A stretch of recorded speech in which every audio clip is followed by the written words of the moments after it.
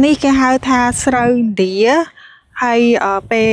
វាដើមវាអីហ្នឹងគឺខ្មៅទាំងអស់ហើយពេលវាចេញជាស្រូវជាងកក៏វាខ្មៅដែរហើយវាជួយព្យាបាលជំងឺជាច្រើនមុខអញ្ចឹងមែនទេអ៊ំហ្នឹងហើយនេះ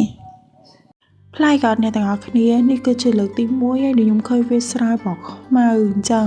ហើយវាស្រែនេះនៅទីតាំងនៅជើងភ្នំក្រោមអ្នកទាំងអស់គ្នាហើយខ្ញុំបានសួរអ៊ំដែលគាត់បានដកស្ទូងនៅហ្នឹងណាគាត់ប្រាប់ថាគឺជាស្រូវឥណ្ឌាហើយនេះគាត់ពងធ្វើឲ្យគេដែរ